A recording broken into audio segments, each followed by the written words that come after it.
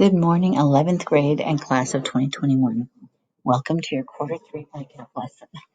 I'm Miss Wickers, one of the counselors. All right. Oops, sorry guys. So for this ICAP lesson, you will need your computer to log into a couple of apps. So it's not just a sit and get, there's a little of that, but we're going to be active in the second half or so. So get ready for that. Here we go. Today we're going to talk about goals and your path to get to those goals. What are your goals for after high school, and what can you be doing now to move towards them? And then more about the preparation, the nuts and bolts, the details of how you move along that path and some of the things you're going to need to do to get there. Then we're going to look at a new tool called Maia. You'll be using that this year and a lot in your senior year. And then we'll end with the ever popular ICAP questions. All right, so the paths. Look along that top row. That's what we talk about when we say goals. What are your goals? And ultimately, you're going to have a lifestyle that you imagine, some things you want to do and be able to purchase, and a career you're interested in.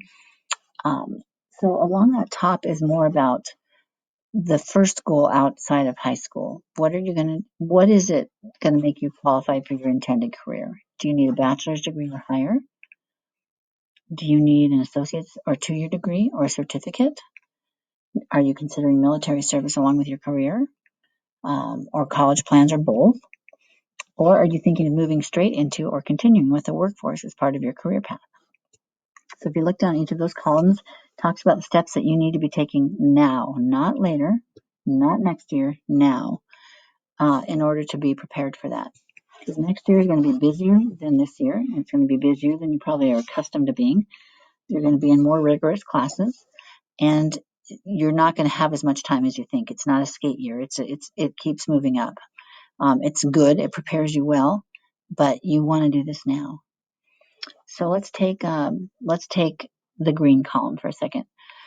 If you're thinking that an associate's degree is what you have learned is the best preparation for the intended career that you are looking for, like let's say you want to be an LPN, which is a 2-year degree, nurse degree, then you want to research community colleges and technical colleges now.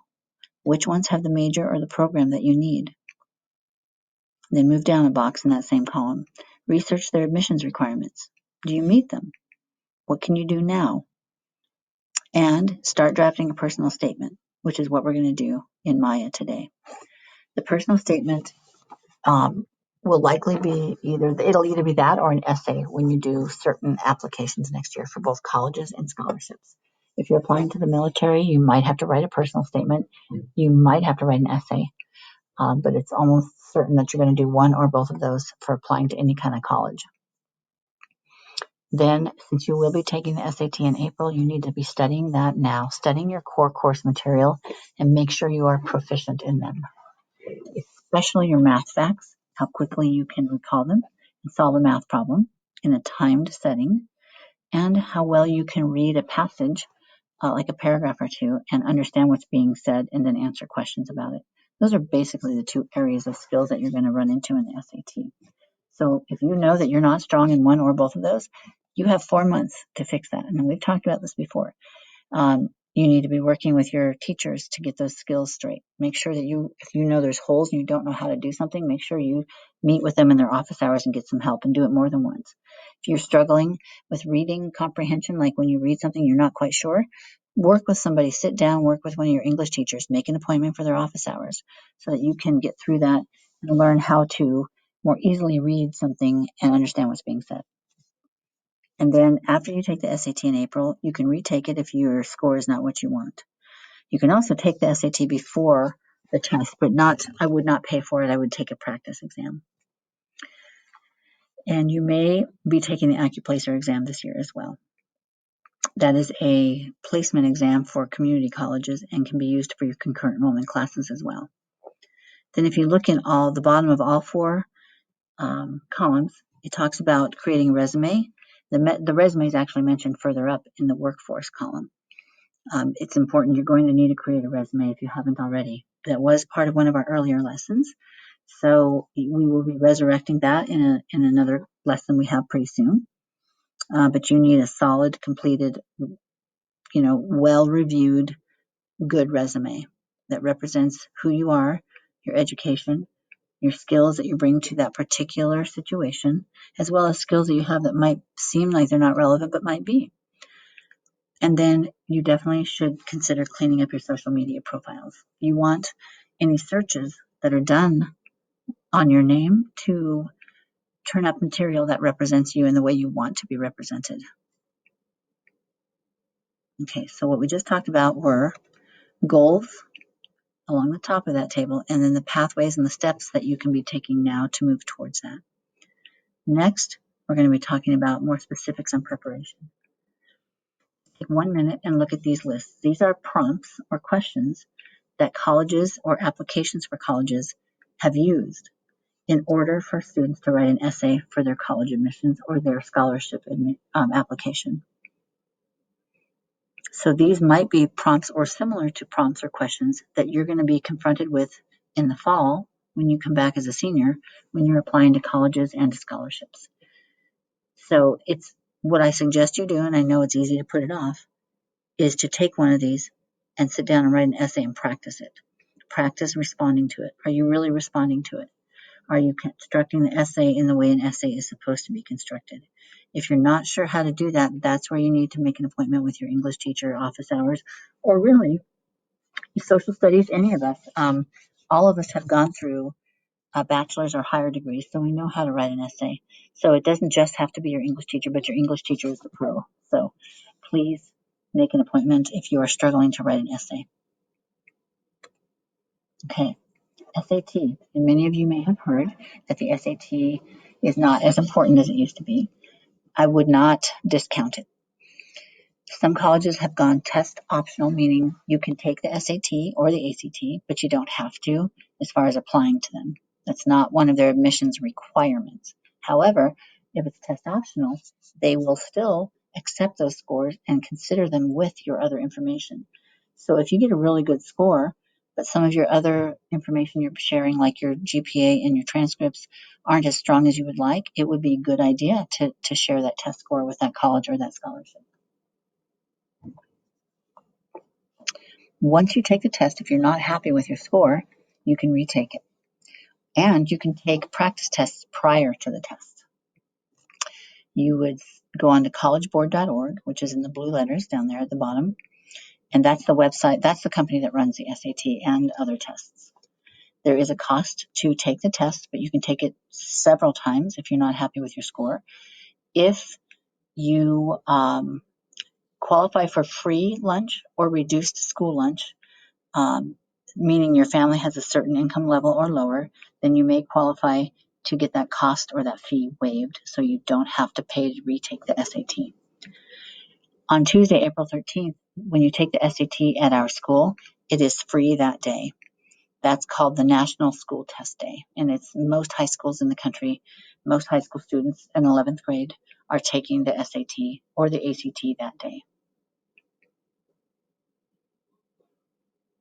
All right, this is just a quick piece of information. This is called the CCHE, or Colorado Commission on Higher Education. And higher education is colleges, training programs, anything after high school.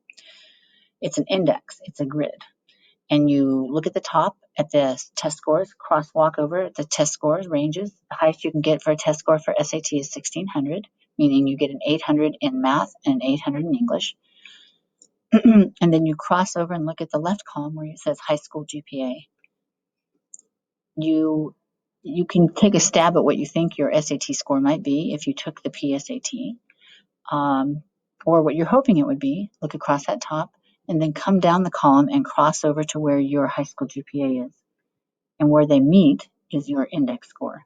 That is not a hard requirement or an admissions. It is not going to not get you into a college, for sure. But colleges do keep this in mind. However, it is not something that they go solely by. They look at you, yes, they look at your GPA, and yes, they look at your test scores if you provide them. But they also look at your essay and your personal statement and other information that you provide as part of the college application or scholarship application. So they're not just looking at the numbers. However, your test scores and your GPA are what I call gatekeepers. They are the first two pieces of information that can permit your college or scholarship application to either be moved forward or not. So you want those numbers to be as high as possible. The best way to do that is to get good grades and study hard, and that'll help your GPA somewhat, and to study for the SAT. Make sure you get your math skills and your English, your reading really strong, and your essay writing strong. Again, you have until April to get those done, so start on those now. Please start making appointments with your teachers in their office hours to get some support with things that you know you struggle with now. Please don't wait till March. That's going to be rough. At the bottom of this page is a listing of some Colorado colleges and their index scores. Now, these are not used, like I said, as something that they absolutely go by, but it is a guideline for you. Again, these numbers are a bit old because they don't rely on them heavily. However, it can give you an idea of which colleges in Colorado that right now you might be able to get into if you were to take the SAT tomorrow. So let's say you go to the SAT row at the top and move over, and let's say you got 1,000 on your composite score, meaning you got 1,000 total score between English plus math sections of SAT. So that 10-10 column. And then you look over, you come down the 10-10 column until you find where it meets your GPA. And let's say your GPA is a 2.8. So you bring those together, and those two meet at an index score of, let me make sure I got this, looks like 95, if I'm reading that right. So then you look down in that purple column and see which of the Colorado colleges listed has an index score at or below 95, because you need your index score to be at or above the college's minimum index score. We can go over this more again in another future lesson, but this is just an example of how you can kind of assess right now and soon after you take the SAT in April about where you kind of stand as far as which colleges you could get into if you applied right now. And if it's not where you want to be, then you know that you can work to get some support and improve your grades and fill in those holes where your knowledge is so that you can do better if you retake the SAT. Okay, we just talked a lot about details of preparing to move towards your goals. Now we're going to jump over and go into Maia.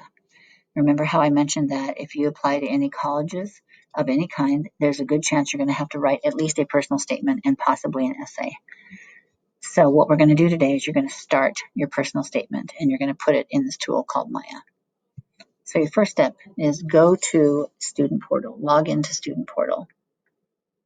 You know how to do that, but if you don't, the steps are right there on the screen. I'll leave this up for a few seconds. So log into Student Portal. Once you're in Student Portal, click on See All Apps at the top, that menu tab there. Then on the next screen, click on the box that says Maia Learning. And Maia is one of our new apps. And this is roughly what it's going to look like for you when you get into Maia. You do not have to log in again, because by logging into Student Portal, you can get into all of the apps on that page without re-logging in. Then look down the left column, click on the Portfolio menu tab. Then on the next screen, click on Journals menu tab. I'm sorry that the red circle's around goals. You can ignore that. Click on the Journals menu tab under Portfolio, and then click on that yellow button above that says Add Journal. You're basically opening a box where you can type, and in this journal entry, you're going to call this Draft of Personal Statement. So that up you can see on the screen there where there's a little box that says Title. That's what you need to put in the title, Draft of Personal Statement. And then in the main box below that, you need to write at least a good paragraph that talks about you. Some of your strengths, your challenges, what shapes you, what you want that agency or institution to know about you. And when you're done, don't forget to click Save. You're not going to get all this done right now while I'm talking, but this is the way to start it, and you do need to have this in Maia. This is one of your requirements, so you do need to be doing this now, at least starting it now. All right. Now that you've gotten into Maia for the first time and you started your personal statement, Now you're going to go back to Student Portal. You shouldn't have to log in, but you might. And then you're going to click on that menu tab that says My ICAP Plan. And you're going to answer the 11th grade Q3 questions. Make sure you answer all of them completely. Don't put TBD, IDK, or leave them blank. Those will be tossed out and you will have to go back and do them again. So please answer each one thoughtfully and thoroughly. If you have questions about these, feel free to reach out to me or Mr. Legg, the two counselors for you guys. And then don't forget to click Save My Responses at the bottom. All right, that's it for today, guys. Remember, the best thing is when you come away from this, if you're not sure about something, reach out to either me or Mr. Legg. Our contact information is everywhere, and certainly if you've gotten any emails from us, you would have seen our contact information. But reach out to us anytime. Your teachers also know how to reach us. Remember to make appointments with your teachers in the subject areas that you believe you need help in to prepare for the SAT. Study hard. Know your materials in your core classes. And you got this. You'll be okay. And then finish your draft of your personal statement. Real quick before we go, I'm going to go back to this to remember that some of the steps that you need to start taking now, depending on what you intend to do or what your goals are for after high school. All right. It's been great sort of being with you guys. It's been great to be with you guys. I know we're not really together, but we will be soon. You guys take care.